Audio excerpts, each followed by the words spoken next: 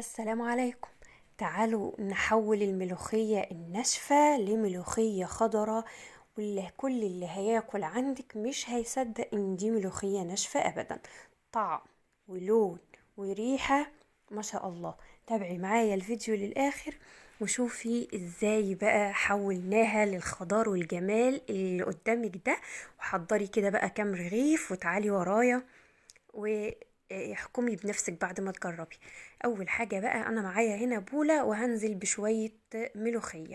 الملوخية دي طبعا انا شارياها وعاملين حاجة اسمها مكرمينها، يعني مطلعين منها التراب. نزلت عليها بقى بكوباية شرب او كوباية مية اللي عندك. قلبي بقى الجمال ده كله. احنا دلوقتي بنجهزها وبنحولها من ناشفة لخضرة. فالتركة المية السخنة عليها او الشوربة السخنة عليها، هنعجنها بيها كده تبقى عاملة زي الحنة.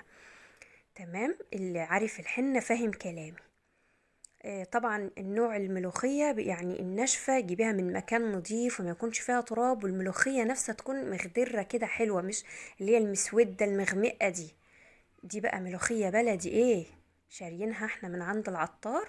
شايفين بقى؟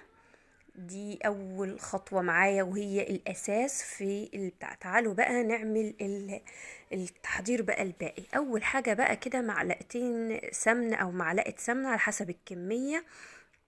يفضل طبعا السمنة البلدي، وانا بحب احط كده يعني نص معلقة زيت او معلقة زيت، علشان خاطر بتديني لمعة حلوة في الملوخية ومش بتخليها مجيرة زي ما هي بتكون بالسمن صافي. اول بقى مساحة مني اكون نازلة بقى بمعلقة صغيرة توم مفروم مع فلفل مفروم مع شوية كزبرة ناشفة. انا فرماهم كلهم مع بعض. تركة الفلفل مع التوم في الملوخية بتخلي طعمها يجنن. شوحي بقى الكلام ده كله كده مع بعضيه، واول ما يصفر بسيط تروحي بقى نازله ايه بطماطمايه صغيره مبشوره. طماطمايه صغيره او نص كمان. إيه دي بقى جميلة وبتديها طعم حلو قوي. سيبيها بقى تتسبك مع بعضيها. هنزل ايه انا دلوقتي بقى بعجينة الملوخية اللي احنا عملناها مع بعض في الاول. ايوه كده. انزلي بقى وقلبي وخلي الروايح تطلع، واحنا لسه كمان لسه اللي جاي. كملي بقى معايا. ده اهو انا بقلبها كلها كده، ما اوعى تشوحيها كتير، لا. شايفين مجرد ما اختلطت؟ شايفين ما شاء الله بقى؟ انزلي عليها بقى بالشوربه السخنه او الميه براحتك. لو هتعمليها بميه بقى ما تنسيش بقى تحطي توابل كتير، لكن انا دي شوربه اصلا، فهي كانت يعني مظبطه ملحها وفيها كل التوابل فمش محتاجه حاجه. شايفين ما شاء الله؟ شايفين اللون بتاعها اتعمل ازاي؟ خليها بقى القوام اللافف ده.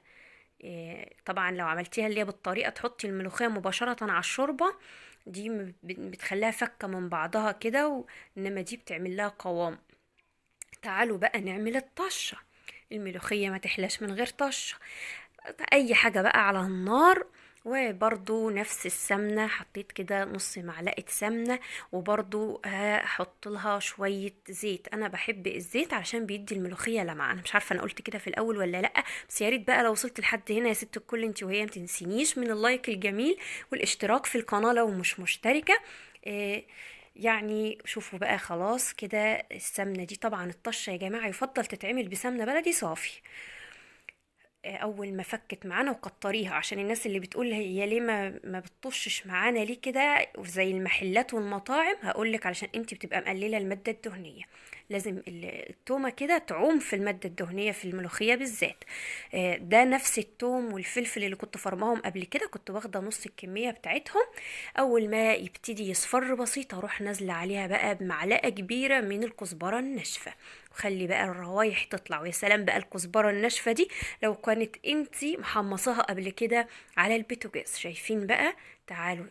اوه، الجيران هيخبطوا دلوقتي، بس لا كمية قليلة يا جماعة. شايفين؟ يا ربي على طعمها عارفين والله العظيم بيتت عندي لتاني يوم، يعني اكلتها من جمالها. حطي كده بقى مكان البتاع ده الطاسة بتاع التقلية واعملي، والف هنا وشفا على قلوبكم. وزي ما قلت لكم ما تنسونيش من اللايك يا جماعة، علشان الفيديوهات عندي في النازل بسبب انا مش عارفة ليه، يعني ضغطة اللايك دي مش هتأثر معاكي في حاجة، هتأثر معايا بس مش هتأثر معاكي انت. دي بقى بعد ما اتحطت في الطبق اهو، جنب بقى شوية مخلل كده، شوية رز، شوية مكرونة، زي ما تحبي. بألف هنا وشفا على قلوبكم، وأشوفكم في فيديو جديد، والسلام عليكم.